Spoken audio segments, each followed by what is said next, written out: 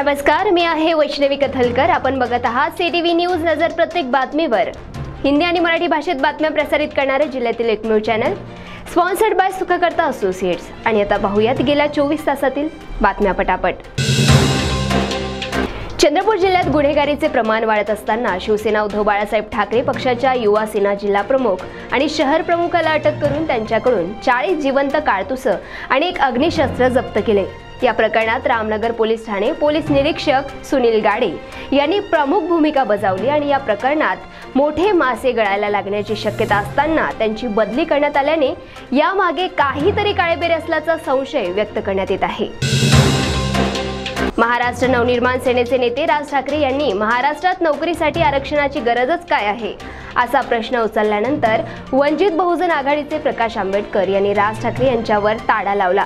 अशी मागणी केल्यानंतर या प्रकरणाला वेगळेच वळण लागण्याची शक्यता आहे।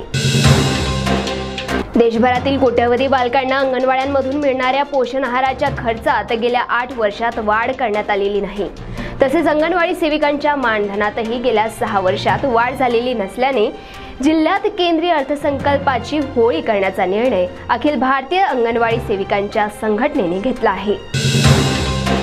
कीटकनाशके, रासायनिक खते, कृषी अवजारांवर आकारला जाणाऱ्या वस्तू व सेवा करामुळे आणि वाढलेल्या उत्पादन खर्चामुळे शेतीवरील आर्थिक ताण वाढला आहे आणि त्यामुळे शेतकऱ्यांचे कंबरडे मोडल्याचे चित्र सर्वत्र दिसत आहे। एकीकडे उत्पादन खर्च वाढत असताना झालेल्या अल्प उत्पादनाला बाजारात शेतमालाला भाव मिळत नाही। यामुळे प्रचंड अडचणीत सापडलेल्या शेतकऱ्यांची अवस्था ना घर का ना घाट का अशी झालेली आहे। नुकत्याच चंद्रपूर शहरात झालेल्या मुसळधार पावसामुळे चंद्रपूर शहरातील रस्त्याची अवस्था दयनीय झालेली आहे। रस्त्यात खड्डे की खड्ड्यात रस्ते असा प्रश्न नागरिकांना पडत आहे आणि या खड्ड्यांमुळे नागरिकांमध्ये मणक्यांचा आजार वाढत चालला असून महानगरपालिका मात्र मुग गिळून गप्प बसली आहे। रस्त्यावरून वाहन चालवताना वाहन चालकाला आपले कौशल्य पणास लावावे लागत आहे।